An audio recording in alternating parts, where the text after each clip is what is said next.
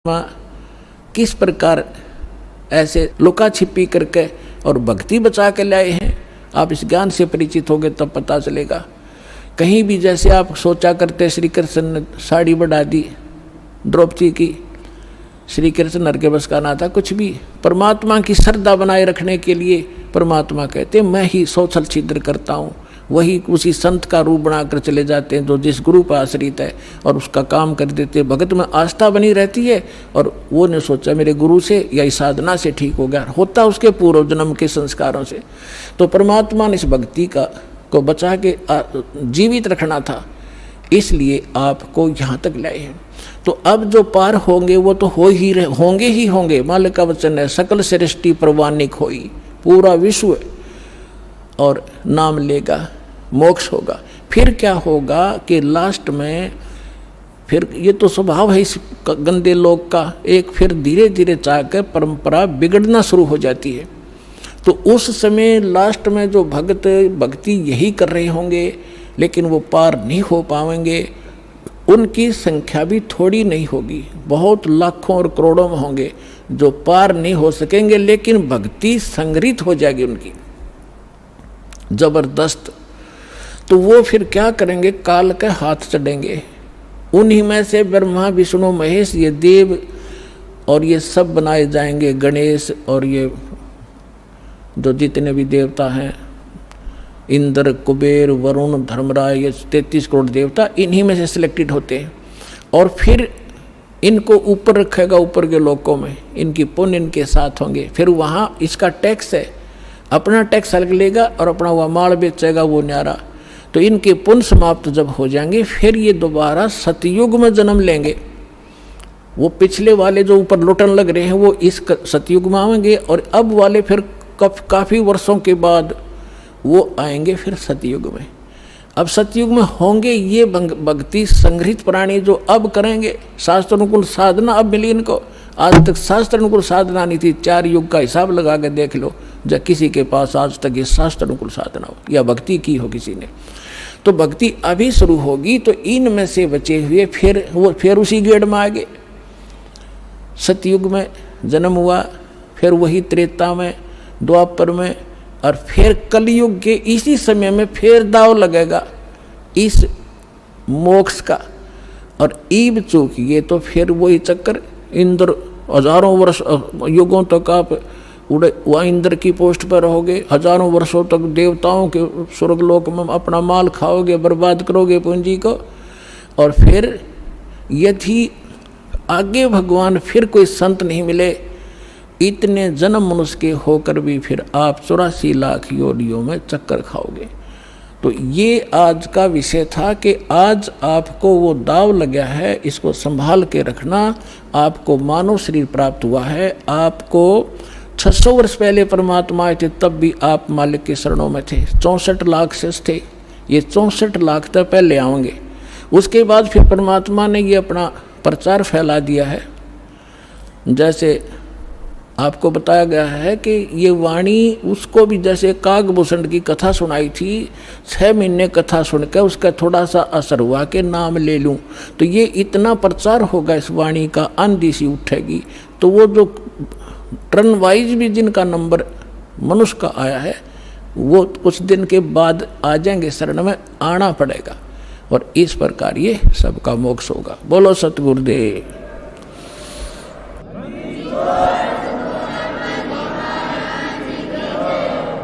परमपिता परमात्मा पूर्ण ब्रह्म सारी सृष्टि के रचनहार कबीर देव कबीर साहिब कबीर परमेश्वर जी की असीम रजा से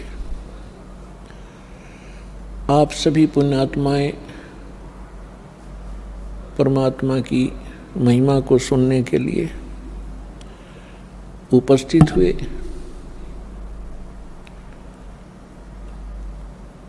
आपके पुण्य संस्कार, आपके पूर्व जन्म के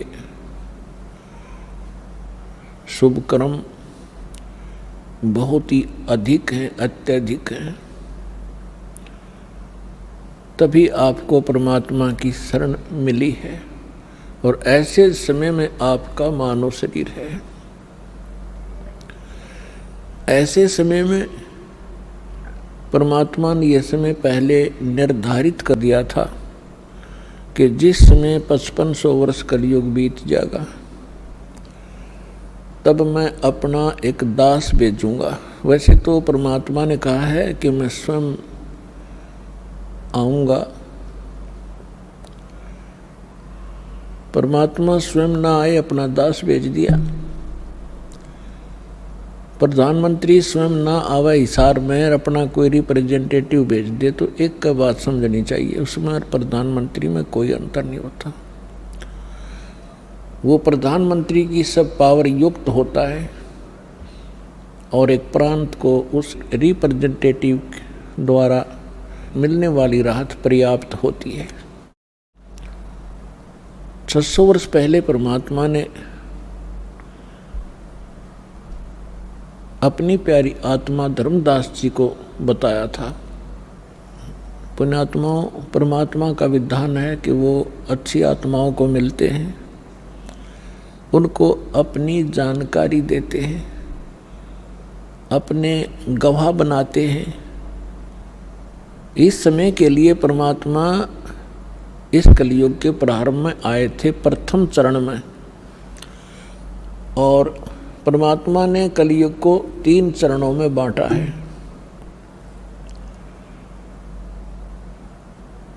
एक तो प्रथम चरण जब परमात्मा सन 1398 से सन 1518 तक 120 वर्ष तक एक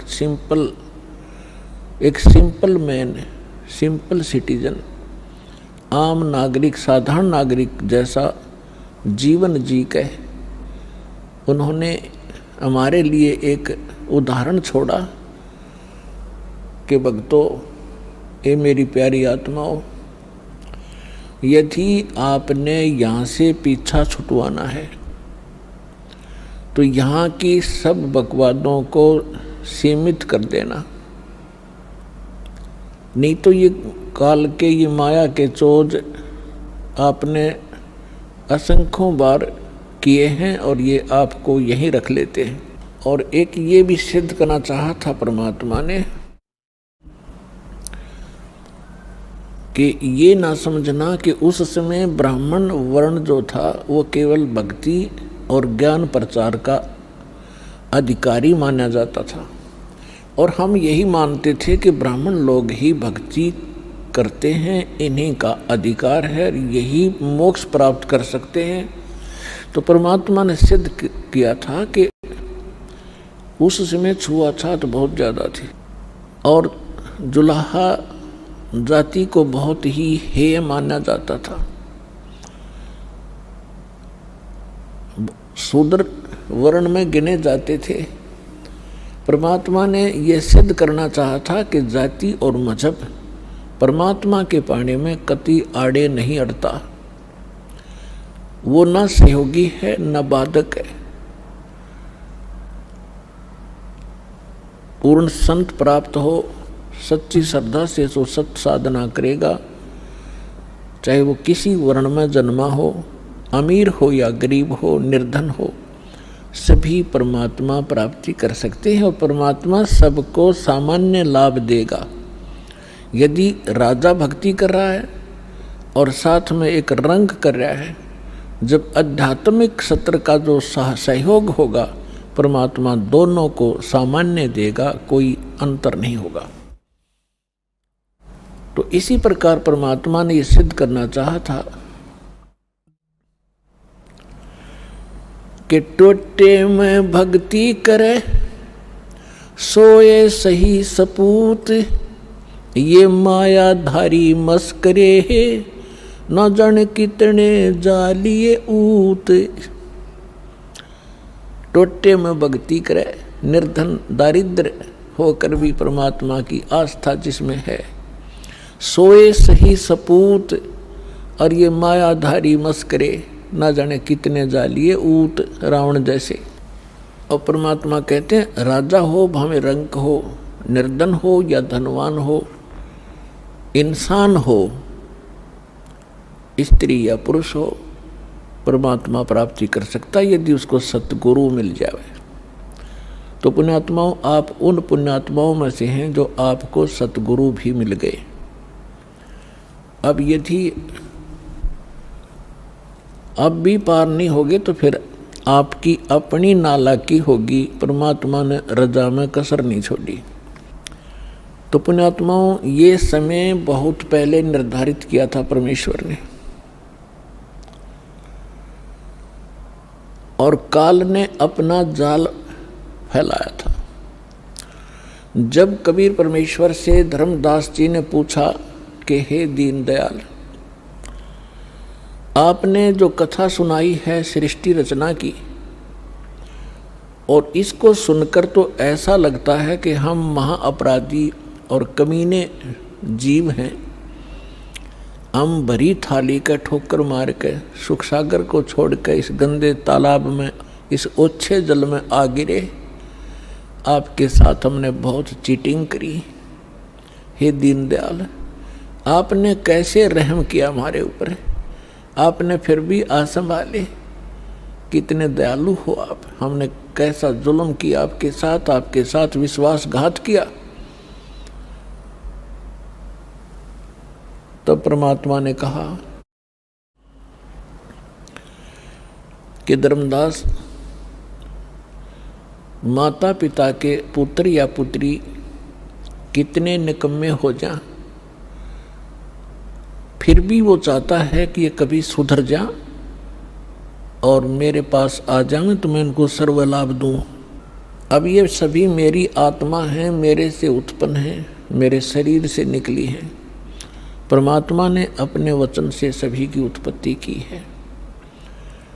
अब हम परमात्मा के पेट से बाहर आए हैं, और जो भी माता अपने बच्चे को, बेटा या बेटी को जन्म देती है, उसको कितने प्यारे होते हैं। दास ने देखा एक माई का पुत्र बिल्कुल जन्म से अपाहिज था, लाल गिरती रहती थी, ऐसे बांगा टेढ़ा मुख था, और वो माँ उसको इतना प्यार करती थी, लाड करती थी, उसकी लार धो के और चूमती थी, प्यार करती थी। तो पुण्यात्माओं, हम उस परम पिता की आत्मा है जो हमारे लिए भटक रहा है। हम कितने निकम्मे हैं, कितने नालायक हो गए, फिर भी उसके हृदय में हमारी न्यारी कसक है। हमने क्या गलती की थी, ये सृष्टि रचना के द्वारा आपको बहुत बार बता रखी है। आज विषय दूसरा है, इस करके थोड़ा सा हिंट देंगे। जिसमें परमात्मा ने सतलोक, अलखलोक और ऊपर के अगम और अनामी लोक सभी उत्पन्न कर दिए अपने वचन से, अजर अमर।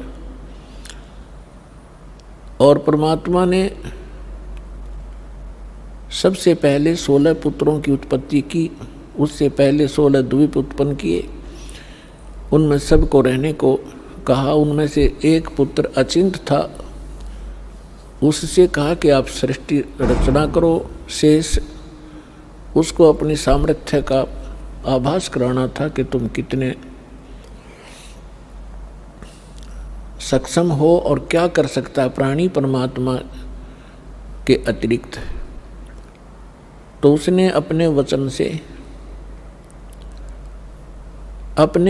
से अक्षर पुरुष की उत्पत्ति की। श्रीमद् भगवद गीता अध्याय नंबर 15 के श्लोक नंबर 16 और 17 में 3 पुरुष हैं, सरपुरुष, अक्षर पुरुष और उत्तम पुरुष है तो अन्य। उसको परम अक्षर पुरुष यानी परम अक्षर ब्रह्म कहते हैं, जो श्रीमद् भगवद गीता अध्याय नंबर 7 के श्लोक 29 में गीता ज्ञानदाता कहता है कि अर्जुन, जो व्यक्ति जरा और मरण से छूटने के लिए ही प्रयत्नशील हैं, उससे मोक्ष पाना चाहते हैं, वृद्धावस्था से और मृत्यु से, वो उस तत्परम से परिचित हैं, संपूर्ण अध्यात्म ज्ञान से परिचित हैं और सब कर्मों से वो वेल नोन है। वही लोग यहाँ से निकलने की, मृत्यु से और जरा यानी बुढ़ापे के दुख से छूटने का प्रयत्न करते हैं, तो वो उस तत्परम से परिचित होते हैं। अर्जुन ने 8वें अध्याय के प्रथम मंत्र में पूछा कि वो तत्ब्रह्म क्या है। गीता ज्ञानदाता ने 8वें अध्याय के 3 श्लोक में कहा कि वो परम अक्षर ब्रह्म है। यानी गीता ज्ञानदाता से अन्य है वो समरस शक्ति। तो 15वें अध्याय के गीता जी के 16 और 17 श्लोक में 3 पुरुष हैं, सरपुरुष, अक्षर पुरुष, और 17वें श्लोक में कहा कि उत्तम पुरुष है तू अन्य है। इन दोनों से, सरपुरुष और अक्षर पुरुष से वो श्रेष्ठ परमात्मा, उत्तम पुरुष, पुरुषोत्तम तो कोई और है, और वही तीनों लोकों में प्रवेश करके सबका धारण पोषण करता है। वो वास्तव में अविनाशी परमेश्वर है।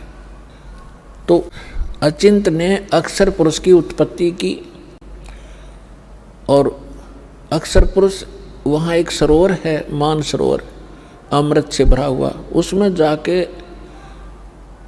सो गया, गहरा चला गया। वहाँ श्वासों से जीवन नहीं है। काफ़ी समय तक वो बाहर नहीं आया। आपको थोड़ी सी सृष्टि रचना का हिंट देकर आज का जो विषय है वो फिर चलेगा। अचिंत ने देखा अक्षर पुरुष सरोवर के अंदर गहरी निद्रा में सो रहा है, और अक्षर पुरुष के बिना अचिंत सृष्टि नहीं कर सकता।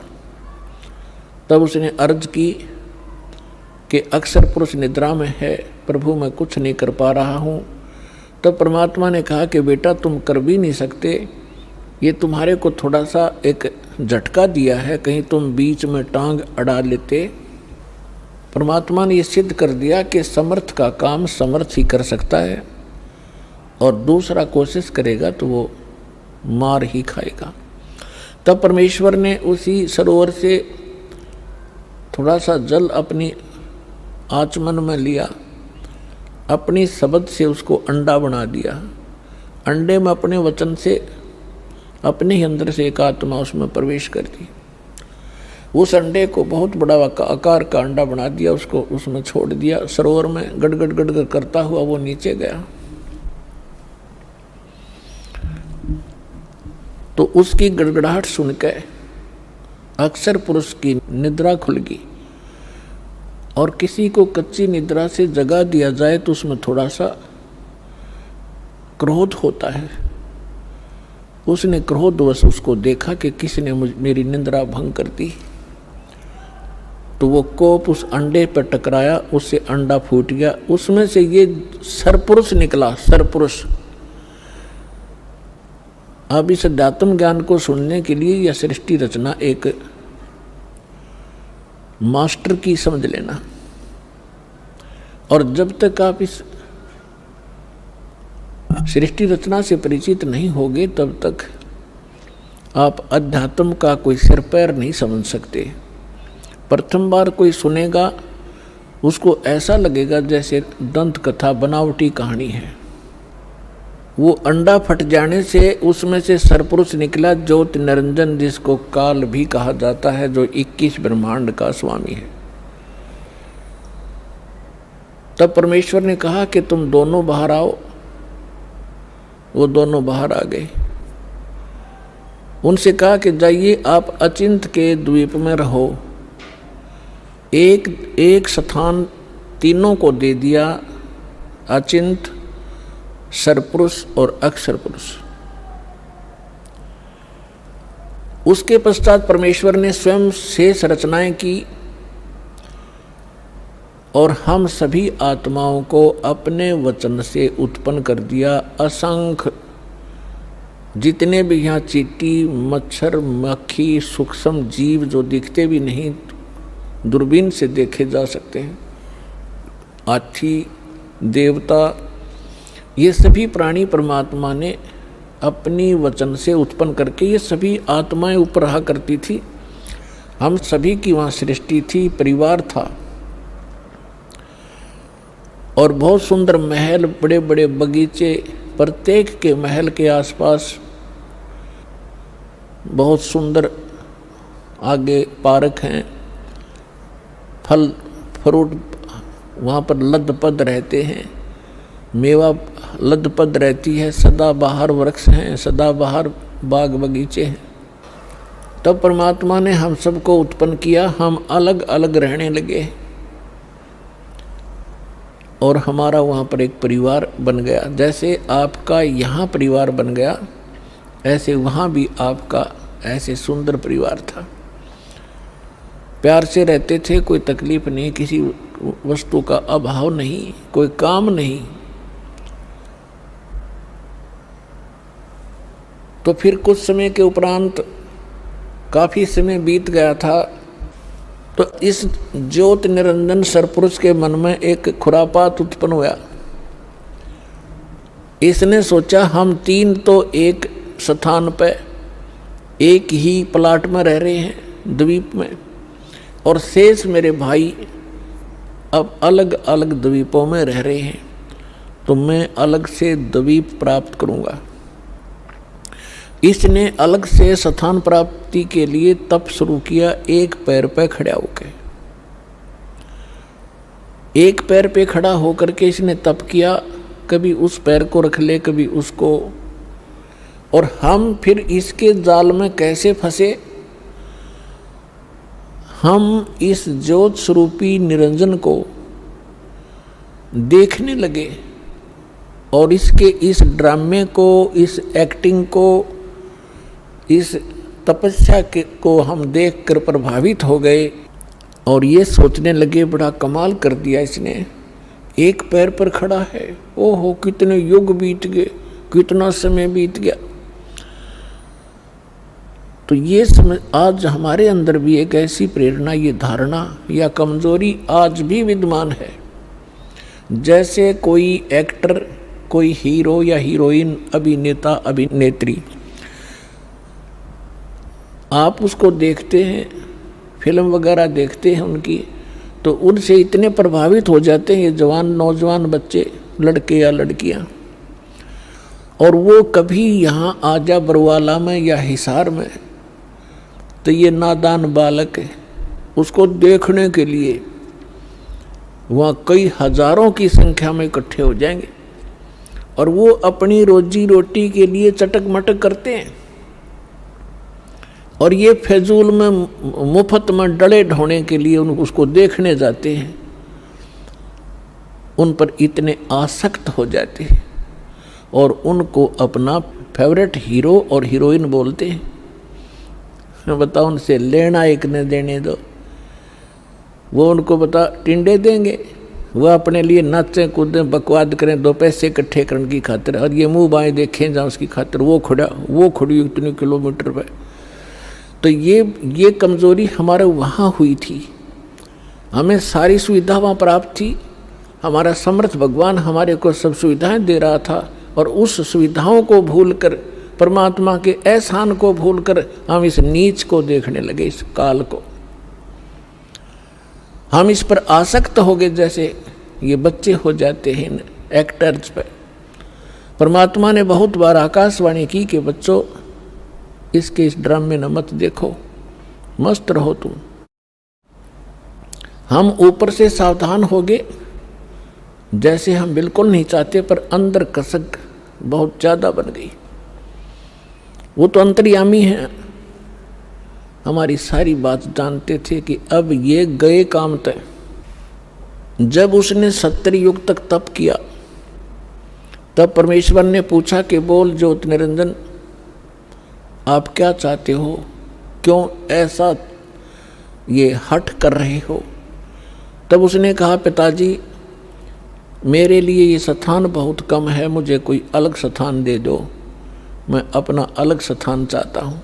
परमात्मा ने कहा ठीक है भाई, तब से राज मदमानम और जन्म तीसरे शुक्र सवानम, तेरे इस तप के कारण मैंने तुझे 21 ब्रह्मांड का राज दे दिया। जैसे एक धनी पिता अपने पुत्र को उसके हिस्से के 21 प्लाट दे दे खाली। अब उन ब्रह्मांडों को पाकर ये कभी उसमें जा रहा है, कभी उसमें कूद रहा है, सारा नाच कूद कर इसने सोची कि इसमें कुछ कंस्ट्रक्शन भी चाहिए। अब वो समर्थ है, सबका सब सारे मटेरियल उस परमात्मा से उपलब्ध हो सकते हैं। इसने फिर तपस्या की, 70 युग फिर तप किया। हम फिर भी इसको बहुत ज़्यादा चाह रहे थे, ऊपर से सावधान थे पर अंदर से कसक गजब की थी। तब परमेश्वर ने पूछा भी बोल क्या चाहता है ज्योत निरंजन, अब तुझे और क्या चाहिए। तब इसने कहा कि भगवान परमात्मा है पिताजी मेरे लिए मुझे कुछ कंस्ट्रक्शन करने का मटेरियल सामग्री दे दो। तब परमात्मा ने इसको 5 तत्व और 3 गुण दे दिए और कहा, ले बेटा खेल खिलौनों से। इनको पाकर के इसने फिर सोचा कि अब मैं इसमें कंस्ट्रक्शन भी कर लूँगा और फिर ये यहाँ मुझे अकेले का दिल लगे नहीं, इसके अंदर कुछ प्राणी चाहिए। इसने फिर से हठ योग शुरू किया। जब इसने तीसरी बार 64 युग तप किया तो परमात्मा ने पूछा कि बोल ज्योति निरंजन, तू क्या चाहता है? तो जो तूने मांगा मैंने दे दिया, अब क्यों हठ कर रहा है? तब इसने कहा कि प्रभु, हे परमेश्वर, हे पिताजी, मेरा अकेले का दिन नहीं लगता, कुछ आत्मा मुझे दे दो। परमेश्वर ने कहा कि देखो भाई, इस और तपस्या के लिए तू कुछ और मांग सकता है, अन्य तेरे को ब्रह्मांड दे दूंगा, लेकिन आत्मा नहीं दे सकता, क्योंकि ये मेरे अंश हैं और तू इनको घना दुखी कर देगा और मेरे से देखे नहीं जाएंगे फिर ये। तब इसने कहा था, नहीं पिताजी, मैं सत्कार राज करूँगा, जो जैसा कर्म करेगा मैं वैसा ही फल दूंगा, मैं कोई अत्याचार अन्याय नहीं करूँगा। परमात्मा बोले, भी पर एक बात है, यदि कोई सब इच्छा से तेरे साथ जाना चाहता है तो मैं अलाउड कर सकता हूँ, नहीं तो मैं नहीं भेजूंगा अपनी आत्मा को, चाहे तू कुछ भी कहे। तो हम पहले से ही जो यहाँ आकर फंस गए, गधे कुत्ते सूअर मच्छर माखी सांप बिच्छू बनकर धक्के खा रहे हैं, हम पहले से इस पर आसक्त थे। जब ये हमारे पास आया, इसने कहा कि मैंने पिताजी से ऐसे ऐसे 21 ब्रह्मांड प्राप्त किए हैं, उनमें ऐसे ऐसे बाग बनाऊंगा, उनमें स्वर्ग बनाऊंगा, ऐसे ऐसे झरने बनाऊंगा, हीरे पन्ने जवाहरात के पहाड़ बनाऊंगा, तो क्या तुम मेरे साथ चलोगे? हम तो पहले ही आसक्त थे। हमने कहा कि यदि पिताजी आज्ञा दे देंगे तो हम चल पड़ेंगे, हम तैयार हैं। इसने पिताजी के पास, परमेश्वर के पास जाकर कहा कि हे भगवान, कुछ आत्माएं मेरे साथ चलने को तैयार हैं। तब परमात्मा ने कहा कि ऐसे नहीं, मेरे सामने स्वीकृति जो करेगा मैं उसको भेज सकता हूँ। अब पुण्यात्माओं, एक समस्या और आती है, क्योंकि हम इस नए ज्ञान में सुनते हैं तो हमारे अंदर इतनी शंकाएं उत्पन्न हो जाती हैं, जैसे सावन के महीने में घास फूट जाया करे, निरी शंकाएं पैदा होंगी। पर शंका का समाधान इस सत्संग से होगा, सुनते ही रहना, सुनते ही रहना, अपने आप सेटिंग हो जाएगी। अब आपके मन में ये आवेगा कि परमात्मा तो जानी जानते कि हमें कितना कष्ट होगा, तो हमें यहाँ नहीं भेजना था। हम अपनी गलती नहीं मानते कि हमने अपने परम पिता को छोड़कर इस नालायक पर आस्था नहीं करनी चाहिए थी, जो हमें सारा सुख दे रहा था, और वो तो त्याग दिया और इस नंग के पीछे लाग लिए जो आप भिखारी उस परम पिता का। अपने आत्माओं, दूसरा ये एग्जाम्पल समझिए कि जैसे सेब विक्रेता होता है, उसको सेब कितनी प्रिय होती है, कितनी कॉस्टली होती है। 1, 2, 3, 4, 10 यदि सेब खराब हो जाती हैं, वो उन सेब को उन सेबों में नहीं रख सकता जो स्वस्थ है।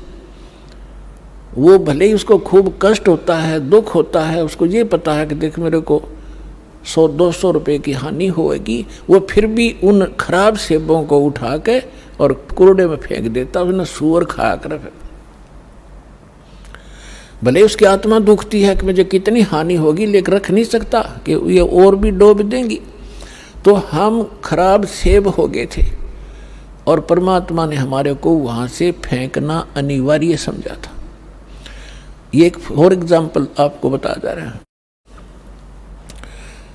अब परमात्मा ने हमारे से आकर पूछा कि बोलो भाई, कौन जाना चाहता है इसके साथ? तो हम अपने पिता के सामने बोल नहीं सके, शर्मिंदा हो गए, लज्जित हो गए, नीची गर्दन कर ली, क्योंकि वो पहले ही कहा करते थे कि इस पर आसक्त ना होना। वो सन्नाटा छा गया। साइलेंट हो गया, सब कुछ शांत हो गए। तब परमेश्वर ने कहा कि क्यों भाई ज्योति निरंजन, ये तो कोई नहीं बोल रहा, तू कह रहा था मेरे साथ जाना चाहते हैं। उसी समय एक आत्मा खड़ा हुआ और उसने खड़ा होकर के कहा कि पिताजी मैं इसके साथ जाना चाहता हूं। अब बाकी हमने सोचा कि यू एकला एक वहां सारी लूट लेगा और हम रह गए पाछे, तो हम भी फिर खड़े हो गए, दोनों हाथ ऊपर न कर लिए। सारे के सारे जितने असंख्यों अनगिन जीव यहाँ आ फंसे। तब परमात्मा ने कहा ठीक है भाई, जो जिसने हृदय से स्वीकृति इसकी की है उसको मैं इसके साथ भेज दूंगा, लेकिन आप जाइए अपने ब्रह्मंडों में, मैं इनको वहाँ भेजने का तरीका दूसरा अपनाऊंगा। तो परमात्मा ने क्या किया कि जिस आत्मा ने सबसे पहले स्वीकृति दी थी उसका एक युवा लड़की बना दिया अपने वचन पे, और उसके अंदर हम सभी प्राणियों को सूक्ष्म रूप बनाया, और सूक्ष्म बना दिया हमारा स्वरूप, और सभी को अपने वचन से उस लड़की के शरीर में प्रवेश कर दिया। अपनात्माओं, अब वैज्ञानिक तरीके से आप अच्छी तरह समझ सकते हो कि हमारे ब्लड के अंदर कितने जीवाणु हैं। 1 ग्राम ब्लड के अंदर 40-40 लाख जीवाणु, ये डॉक्टर लोग बताते हैं कि इतने बैक्टीरिया हैं, इतने फलाने हैं। तो इसको समझने में कति देर नहीं लगेगी। तो इसी प्रकार परमात्मा ने उस लड़की के शरीर में हम सभी को सूक्ष्म बनाकर प्रवेश कर दिया।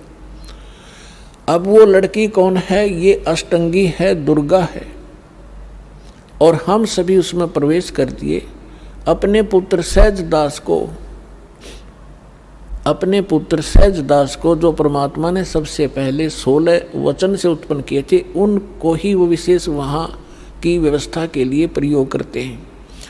तो सहजदास को कहा कि जा इस अपनी बहन को ले जा और इस ज्योति निरंजन के पास उसके ब्रह्मंडों में छोड़िया, और उसको बता देना कि मैंने इस लड़की को, बेटी को एक वचन पावर दे दी है, जितने जीव वो कहेगा या उत्पन्न कर देगी वचन से, और जितनी आत्माओं ने तुम्हारे साथ जाना चाहा था इसके शरीर में प्रवेश है।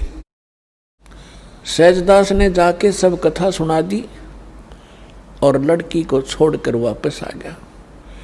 अब इस ज्योति निरंजन ने,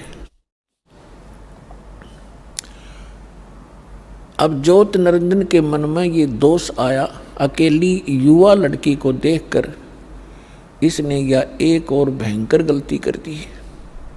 ये विषय वासना वश होकर लड़की के साथ दुराचार करने की चेष्टा करने लगा। तब लड़की ने कहा कि ज्योति निरंजन, देखो आप पिता के वचन से उत्पन्न हुए अंडे से, आप मेरे बड़े भाई हो, उसके बाद हमारी उत्पत्ति उसी परमेश्वर ने की है। मैं आपकी बहन और आप मेरे बड़े भाई, ये दुष्कर्म ना करें। मेरे को परमात्मा ने वचन दिया है, वचन शक्ति दे रखी है, जितने जीव आप कहोगे नर और मादा मैं वचन से उत्पन्न कर दूंगी। लेकिन उसने एक नहीं सुनी, और उसी समय उसने उस लड़की को, परमात्मा ने एक और रजा बख्शी थी कि उस लड़की को प्रजनन इंद्री नहीं लगाई थी, बाकी शेष सब फीचर्स जो थे वो सब लड़की वाले थे। तो उसने अपनी नख रेखा से, नाखूनों से प्रजनन इंद्री बना ली। अब लड़की ने देखा कि जुल्म करेगा, मेरी इज्जत लूटेगा, तो उसने एकदम सूक्ष्म रूप बनाया, और वो जो ही उसके साथ दुराचार करने की स्थिति में हुआ, मुंह खोला बकवाद के लिए, उसके मुख के माध्यम से पेट में चली गई।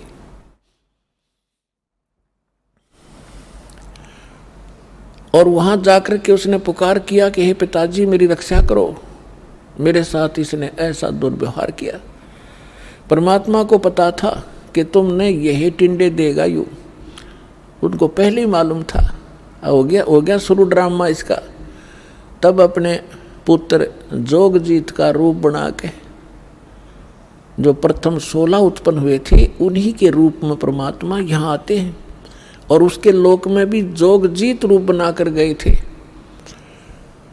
और वहाँ प्रकट होकर के कहा कि ज्योति निरंजन सुन दे अब वचन परमात्मा का, तूने एक महान दोष कर दिया इस सच्चे लोक में, और ऐसे सच्चे लोक में ऐसे जुल्म करने वाले को ये दंड लगता है, ये दोष लगता है, अपराध लगता है, उसको एक रोग लगता है। आज से तेरा नाम काल होगा। लड़की को तूने बदतमीजी से दुखी किया और तेरे पेट में ये चलेगी, तूने इसको निगल लिया और 1 लाख मानव शरीरधारी प्राणी तू डेली खाया करेगा और 1.25 लाख उत्पन्न किया करेगा। उसके पेट को चाक किया परमात्मा ने अपने नाखून से, लड़की को बाहर निकाल दिया और कहा कि आज से तुम यहाँ नहीं रहोगे, इन 21 ब्रह्मांड को लेकर तुम दोनों यहाँ से चले जाओ मेरी आंखों के सामने से। अब ज्योति निरंजन ने बहुत फिर बाद में अपनी गलती का आभास भी हुआ और कहा भाई मुझे माफ़ कर दे, पिता से मुझे क्षमा करवा दे। वो अपना भाई समझ रहे थे, जोगजीत समझ रहे थे वो स्वयं परमात्मा। तब परमेश्वर ने कहा कि बस और फालतू बात मत करे और यहाँ से अति शीघ्र निकल जा। इतना ही कहा था, उसके 21 ब्रह्मांड विमान की तरह खिसक चले पड़े बहुत ही गति से, और सतलोक से 16 शंख कोश की दूरी पर आकर परमात्मा के विधान अनुसार ये यहाँ चक्कर लगाने लगे। 16 शंख कोश की दूरी पर सतलोक से ये हम यहाँ बैठे हैं। नील पद्म शंख, जैसे हम गिनते हैं ना 1000, 10,000, लाख, करोड़, 10 करोड़, अरब, 10 अरब, खरब, 10 खरब नील, 10 नील पद्म, 10 पद्म फिर शंख, तो ऐसे 16 शंख कोश।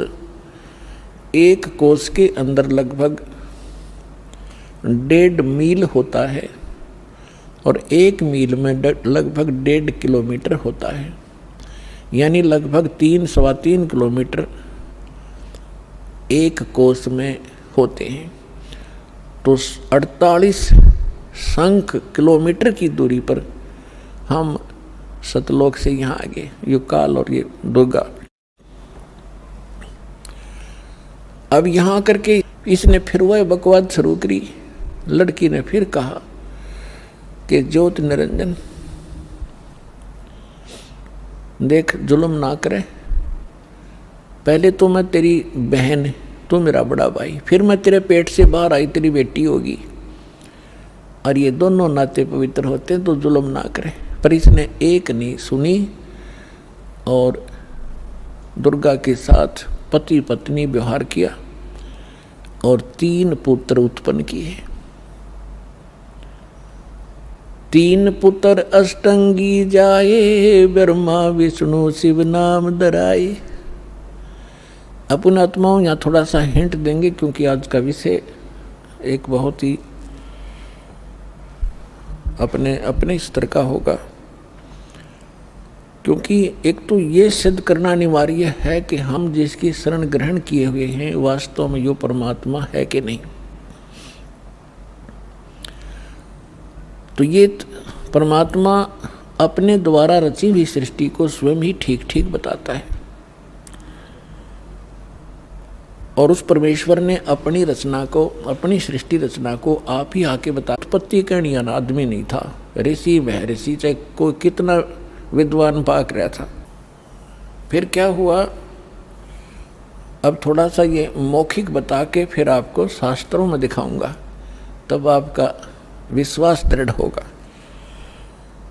तब ये तीनों पुत्र उत्पन्न हो गए। इसने क्या कर रखा है, ये देखिएगा एक ब्रह्मांड है, ये एक ब्रह्मांड है। चित्र दिखाएंगे, इसका अंडे जैसी शेप है, एलिपिकल शेप है इसकी। ये देखिएगा, ये एक ब्रह्मांड का चित्र है। ये देखिए, ये एक ब्रह्मांड है इतना।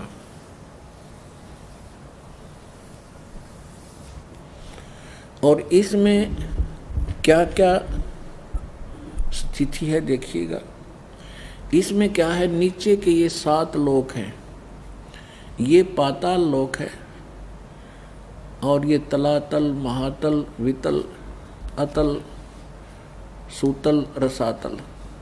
ये पाताल लोक, ये पृथ्वी लोक, और ये शिव का लोक, ब्रह्मा जी का लोक, विष्णु जी का लोक, ये कोमन स्वर्ग और नरक, और ये इंद्र का लोक, स्वर्ग के राजा का लोक, ये धर्मराय का लोक जो न्यायाधीश है, ये मानसरोवर है, ये शपथपुरी सप्तऋषियों का अलग से नगरियां हैं, ये एक एक द्वीप है, और ये है ब्रह्मलोक।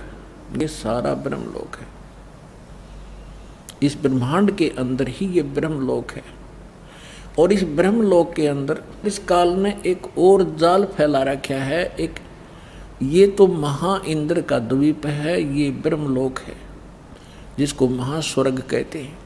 ये नकली सतलोक, नकली अलखलोक, नकली अगम और नकली अनामी लोक की रचना इस काल ने धोखा देने के लिए, जीवों को ये धोखा देने के लिए करवा रखी है। और ये दुर्गा का लोक है अलग से, ये समुद्र है शेष सारा, ये सब समुद्र है चारों तरफ, ये सारा समुद्र है। और यहाँ एक अलग से इसने गुप्त स्थान बना रखा काल ने, यहाँ कोई नहीं जा सकता इस काल की इच्छा बगैर। यहाँ इसने 3 स्थान बना रखे हैं, एक रजोगुण प्रधान क्षेत्र, एक सतोगुण प्रधान क्षेत्र, एक ये तमोगुण प्रधान क्षेत्र। पुण्यात्माओं, जैसे किसी कक्ष में, किसी मकान में, बिल्डिंग में, हाउस में 3 कक्ष हों और एक कक्ष में लगे हों ये अश्लील चित्र, और दूसरे में लगे हों साधु संत फकीरों के, महापुरुषों के, भक्तों के चित्र, और तीसरे में लगे हों शहीदों के, सूरवीरों के चित्र। तो जब व्यक्ति उन अश्लील चित्रों वाले कक्ष में प्रवेश करेगा, उनकी देखकर उन बकवादों को मन में उसी प्रकार के भाव नेचुरली रहेंगे, चाहे वो 2 घंटे रहे, चाहे 3 घंटे रहे, उनमें दृष्टि पड़ी ना और मन में वो दोष उत्पन्न हो गए, तो उसमें वो रजोगुण युक्त रहेगा। और जब सतोगुण प्रधान स्थान पर जाएंगे, जहाँ साधु संत फकीरों के, महापुरुषों के चित्र लगे हों, उनकी हिस्ट्री लिखी हो, तो वहाँ जाकर के उसमें अपने आप एक साधु जैसा स्वभाव बन जाता है। और तीसरे जहाँ सूरवीरों के, शहीदों के फोटो लगे हों, तो उनकी कथाओं से, उनके बलिदान को देखकर वैसा ही स्वभाव बन जाता है। इस काल ने ये जाल फैला रखे। ये परमात्मा कबीर जी ने आके हमें बताया।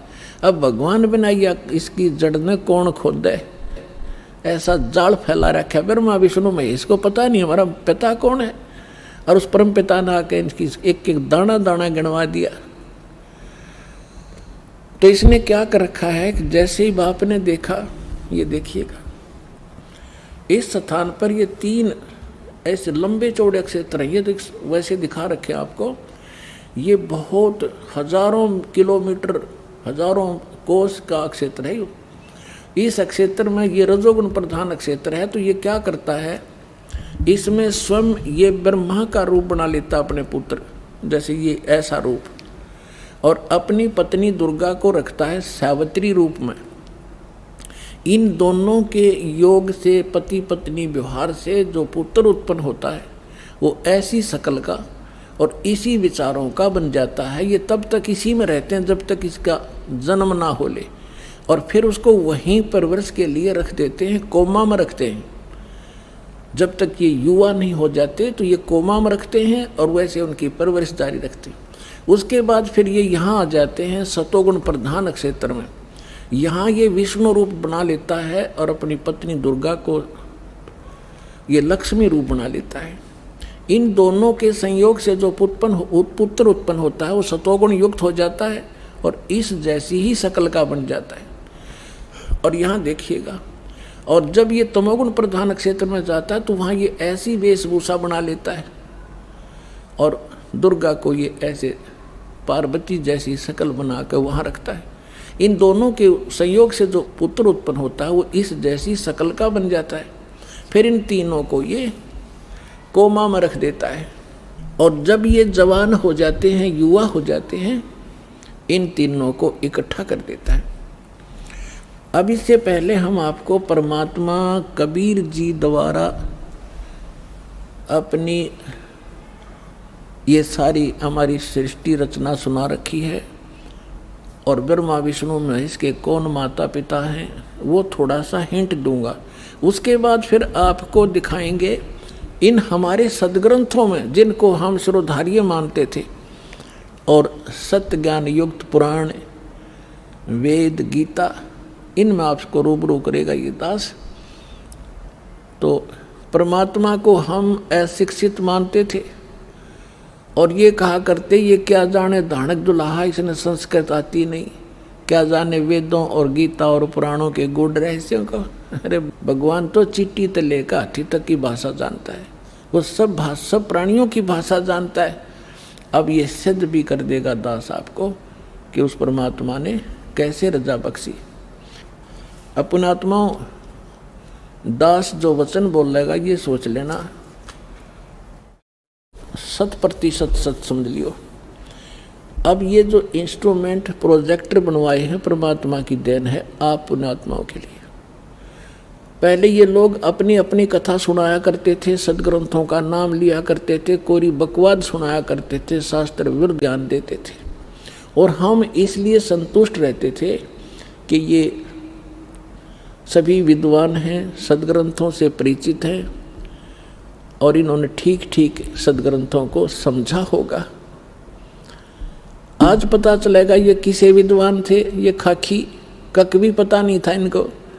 और उस परम पिता को जिसको धानक दुल्हा एक मजदूर और शूद्र कह के रिजेक्ट कर रखा था लाल को, उन्होंने 600 वर्ष पहले वो ज्ञान सुना रखा है जो वेदों और गीता पुराणों के अंदर विद्वान है। तो इससे पहले परमात्मा ने जो 600 वर्ष पहले ज्ञान धर्मदास जी को दिया था वो रूबरू करता हूँ। ये देखिएगा कबीर सागर, ये वो सूक्ष्म वेद है। ये देखिएगा यहाँ पर, ये यहाँ से छपा है। मुद्रक एवं प्रकाशक हैं खेमरा श्री कृष्ण दास, अध्यक्ष श्री वेंकटेश्वर प्रेस, खेमरा श्री कृष्ण दास मार्ग, मुंबई। ये यहाँ से, और यहाँ देखिएगा ये प्रथम खंड कबीरपंथी भारत पथिक स्वामी युगलानंद बिहारी द्वारा प्रस्कृत, मुद्रक एवं प्रकाशक वही खेमरा श्री कृष्ण दास, ये सारे वही। ये है ज्ञान बोध और बोध सागर, कबीर सागर का एक अध्याय है बोध सागर, और उसमें ये ज्ञान सागर एक बोध सागर खंड है, ज्ञान बोध एक इसमें चैप्टर है और ये 21 पृष्ठ पर आपको सुनाएंगे।